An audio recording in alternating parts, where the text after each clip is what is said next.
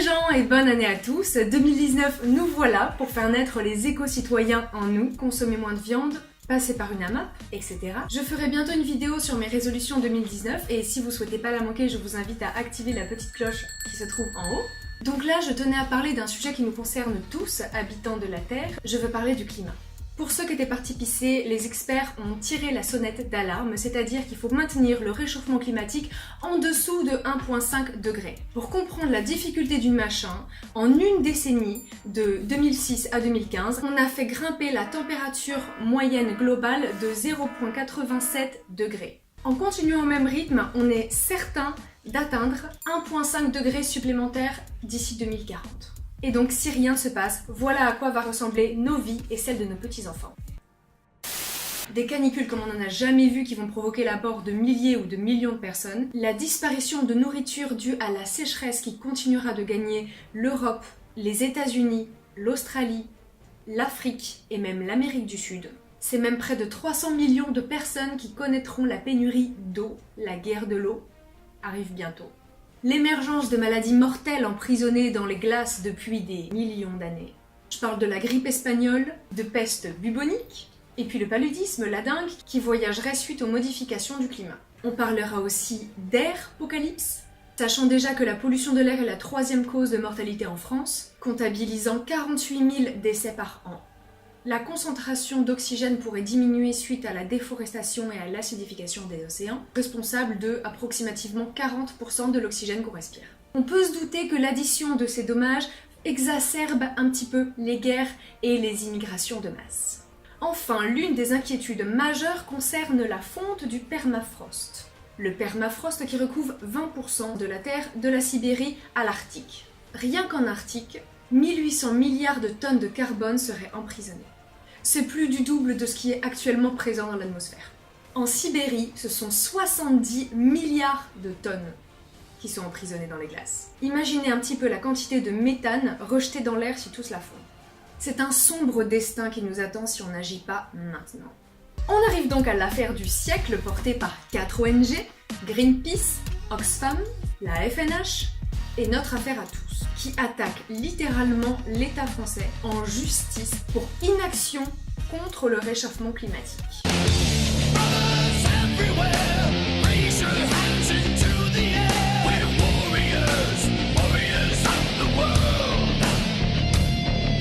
L'affaire du siècle est soutenue par 30 personnalités influentes et 1,8 million de signataires, ce qui en fait la pétition la plus signée de toute l'histoire de France. Rien que ça. Alors ça m'a donné envie de creuser la question, savoir en quoi ce procès consistait, quels étaient les débouchés, et puis surtout, si on avait un autre recours pour sauver la planète. En top 3 des débouchés, vous avez la Cour pénale internationale, la CPI, le droit occidental et faire jurisprudence. La dernière option est celle qui est portée par l'affaire du siècle, c'est un peu la moins intéressante, mais c'est aussi la plus logique et vous allez savoir pourquoi. Ce qui est en train de se dérouler ici sur Terre s'appelle un écocide. L'écocide, c'est une destruction du milieu naturel, faune et flore y compris. Bon, nous on a commencé à comprendre que la destruction de la nature avait un impact direct sur les êtres vivants qui s'y trouvaient, n'est-ce pas? Eh ben la CPI, elle a pas compris. Fadi El Abdallah, porte-parole de la CPI, explique qu'elle ne peut enquêter sur les crimes contre l'environnement que si elles sont commis afin de faciliter un crime qui entre dans les compétences de la Cour. Génocide, crime de guerre, crime contre l'humanité, crime d'agression, tout ça on connaît. Mais la destruction d'un écosystème ne correspond pas à sa définition d'un crime contre l'humanité.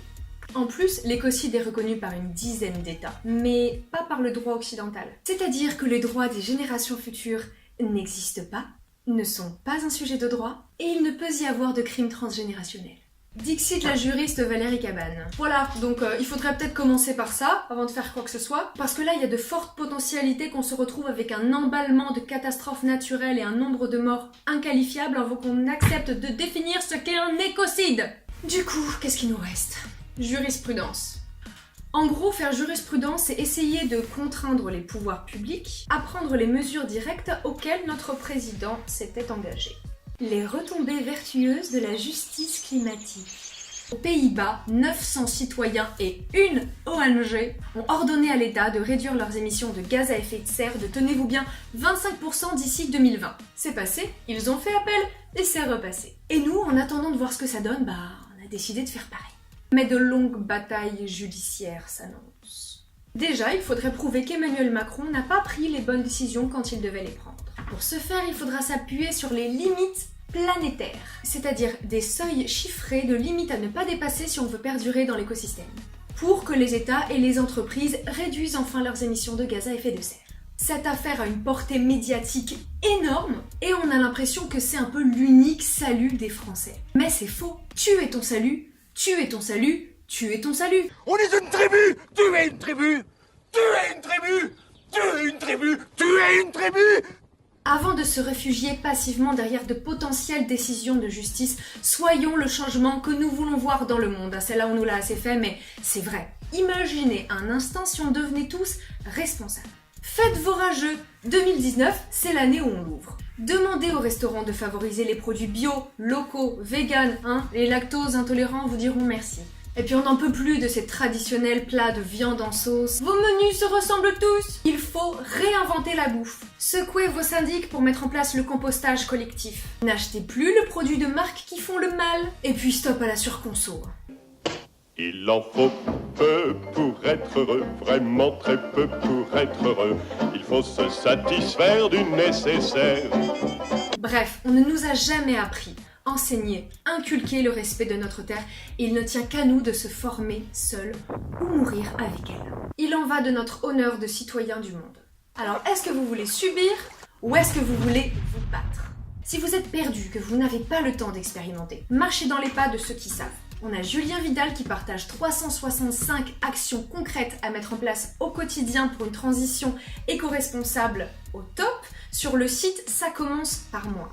On est prêt, vous dit chaque jour une action concrète à mettre en place toujours pour effectuer cette transition.